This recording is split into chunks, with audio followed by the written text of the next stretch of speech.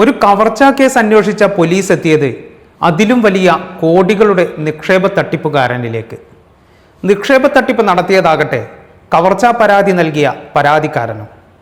കൗതുകം തോന്നുന്നുണ്ടല്ലേ?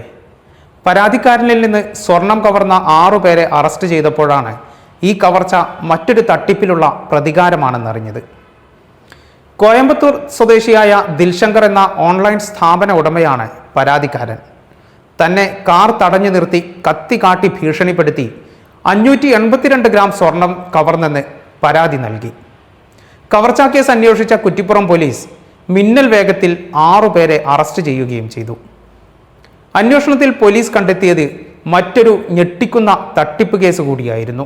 നിക്ഷേപം സ്വീകരിച്ച് ലാഭവിഹിതം നൽകാതെ വഞ്ചിച്ച ശേഷം വീണ്ടും തട്ടിപ്പിന് ശ്രമിച്ചപ്പോഴാണ് ഇയാളുടെ പ്രൊമോട്ടർമാരും ചില നിക്ഷേപകരും ചേർന്ന് സ്വർണ്ണ കവർച്ച ആസൂത്രണം ചെയ്തതെന്ന് പോലീസ് കണ്ടെത്തി. സംഗതി ഇങ്ങനെയാണെങ്കിലും കവർച്ചയും ഒരു കുറ്റകൃത്യമാണ്.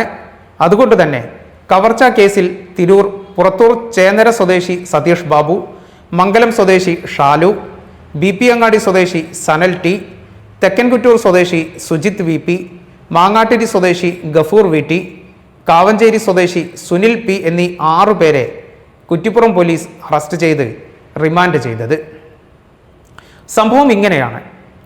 കോയമ്പത്തൂർ കേന്ദ്രീകരിച്ച് പ്രവർത്തിക്കുന്ന റീനോ ഗോൾഡ് പ്രൈവറ്റ് ലിമിറ്റഡ് എന്ന ഓൺലൈൻ സ്ഥാപന ഉടമയാണ് ദിൽശങ്കർ. 2025 ദിൽശങ്കർ ആരംഭിച്ച റീനോ ഗോൾഡ് പ്രൈവറ്റ് ലിമിറ്റഡിൻ്റെ പേരിൽ നിക്ഷേപ പദ്ധതി ആരംഭിക്കുകയും ഇപ്പോൾ അറസ്റ്റിലായ സതീഷ് ബാബുവിനെയും ഷാലുവിനെയും പ്രൊമോട്ടർമാരായി നിയോഗിക്കുകയും ചെയ്തു. ഇവർ മുഖാന്തരം ധാരാളം ആളുകൾ നിക്ഷേപം നടത്തി.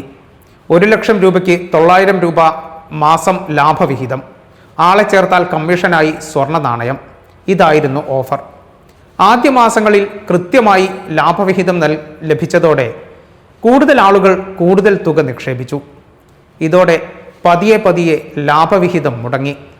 തീർത്തും ലഭിക്കാതായതോടെ നിക്ഷേപകർ സതീഷിൻ്റെയും ഷാലുവിൻ്റെയും വീടുകളിലെത്തി ബഹളം വെച്ചു. അപ്പോഴാണ് ഈ പ്രൊമോട്ടർമാരും വഞ്ചിക്കപ്പെട്ടതാണെന്ന് നിക്ഷേപകർക്ക് മനസ്സിലായത്. നിക്ഷേപകരെ സമാധാനിപ്പിച്ച ഇരുവരും ഉടമ ദിൽശങ്കറെ ബന്ധപ്പെട്ടപ്പോൾ തൻ്റെ കയ്യിലുള്ള 24 കിലോ സ്വർണം വിറ്റു തന്നാൽ എല്ലാവരുടെയും പണം നൽകാമെന്നായി ദിൽശങ്കർ.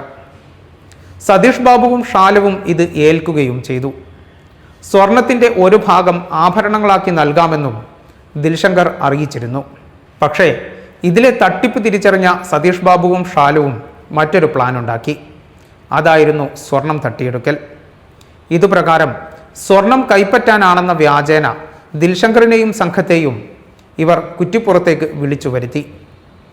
ആഗസ്റ്റ് 24 കോയമ്പത്തൂരിൽ നിന്ന് സ്വന്തം കാറിൽ ദിൽശങ്കറും സംഘവും എത്തി.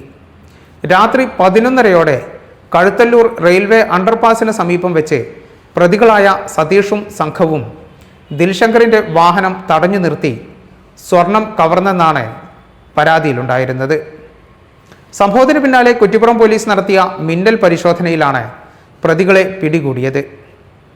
ഷാലുവിൻ്റെ വീട്ടിൽ നിന്ന് കവർന്ന സ്വർണ്ണ മോതിരങ്ങളും പരാതിക്കാരൻ സഞ്ചരിച്ച കാറിൽ നിന്ന് സ്വർണ്ണ നാണയങ്ങളും പോലീസ് കണ്ടെടുത്തിരുന്നു. അറസ്റ്റിന് പിന്നാലെ പോലീസ് നടത്തിയ ചോദ്യം ചെയ്യലിലാണ് നിക്ഷേപ തട്ടിപ്പ് വിവരം പുറത്തു വരുന്നത്. ഇനി നിക്ഷേപ തട്ടിപ്പിന് ദിൽശങ്കറിനെതിരെ പരാതി ലഭിച്ചാൽ പോലീസ് അയാൾക്കെതിരെയും കേസെടുക്കും.